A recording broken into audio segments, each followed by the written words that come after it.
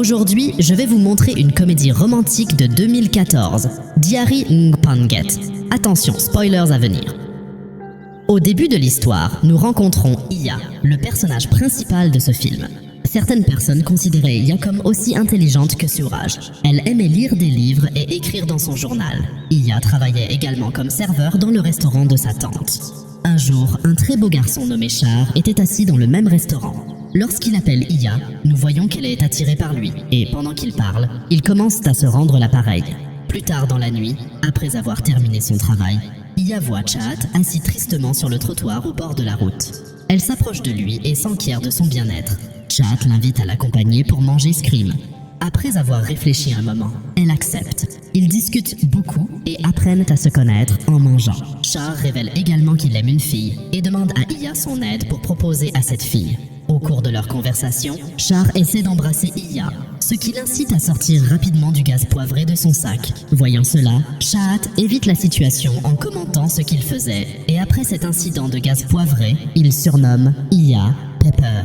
Dans la scène suivante, nous voyons qu'Iya a reçu une bourse dans une université prestigieuse, mais les étudiants se moquent de sa pauvreté et de son apparence. L'un d'eux l'a même frappé avec un ballon de football, la faisant perdre connaissance. À ce moment-là, le même garçon, Char, arrive et l'emmène à la salle médicale du collège. Lorsqu'elle reprend conscience, elle se met à monter les escaliers en courant et retombe, où elle rencontre un beau garçon. Même si ce garçon ne se moque pas d'elle, elle se sent mal à l'aise avec lui. Cette nuit-là, elle écrit dans son journal tout ce qui lui est arrivé pendant la journée. Le lendemain, elle cherche un emploi et se voit proposer un poste de femme de chambre pour le fils d'un homme riche. Elle accepte le poste. En arrivant à la grande maison, elle pense que peut-être sa chance est sur le point de tourner.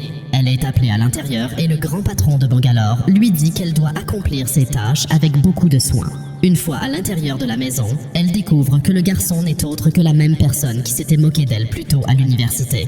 Le nom du garçon est Cross. Cross recommence à insulter Iya et lui dit de partir. Cependant, Iya n'abandonne pas et refuse de quitter son emploi. Elle se remplit un verre d'eau. Lorsque Cross s'approche, il tente de lui arracher le verre, conduisant à une bagarre dans laquelle Cross tombe. Iya l'aide alors à se relever et l'emmène dans sa chambre, où Cross vomit sur elle. Cela met Iya très en colère et elle sort en trombe. Le lendemain, elle est à l'université, frustrée et cueillant des plantes. Une étudiante nommée Laurie intervient et lui dit de ne pas détruire les plantes. Ils discutent et deviennent rapidement de bons amis. On apprend que toutes les filles de la classe s'intéressent à Cross. Cross s'approche alors d'Iya par derrière et lui tend une liste d'objets, lui demandant de les récupérer. Les autres filles, jalouses, s'en vont. Iya va acheter les articles mais se rend compte qu'elle n'a pas assez d'argent. Cross arrive, paye ses factures et Iya rentre chez elle avec les objets, récupère l'argent de Cross et part. Le lendemain, les mêmes filles continuent de harceler Iya, mais Laurie arrive et la défend. Dans la scène suivante, on voit Chai et Iya ensemble. Chai veut acheter une robe pour sa future petite amie et demande à Iya de l'accompagner. Il lui achète également une bague chère et demande à Iya de l'essayer pour vérifier l'ajustement. Chai l'invite alors à une fête. Au même moment, Cross invite également Iya à une fête. Iya et Cross fréquentent le studio 1, où Cross fait une séance photo en tant que mannequin.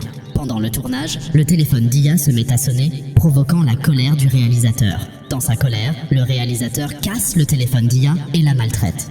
Le lendemain, nouvelle confrontation entre Iya et les filles du collège. Cette fois, Cross annonce publiquement qu'Iya est sa petite amie. Laurie pose des questions à ce sujet et Iya lui explique la situation.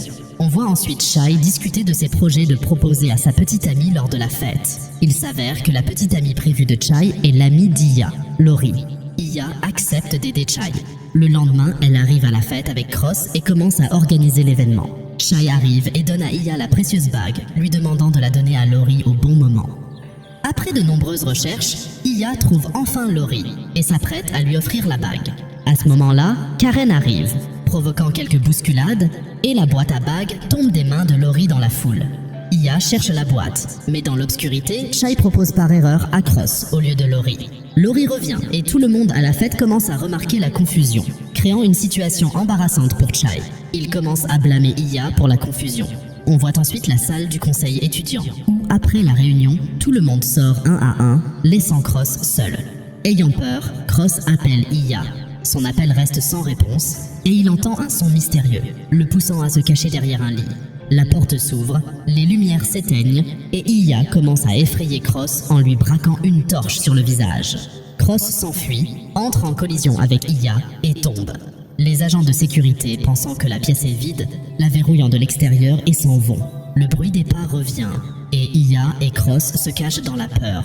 Cross, toujours effrayé, demande à Iya de s'expliquer, ce qui amène Iya à en dire davantage sur sa vie. Le lendemain matin, le garde du collège arrive et escorte Iya et Cross hors de la pièce. Dans la scène suivante, Cross regarde la télévision chez lui quand Iya le rejoint.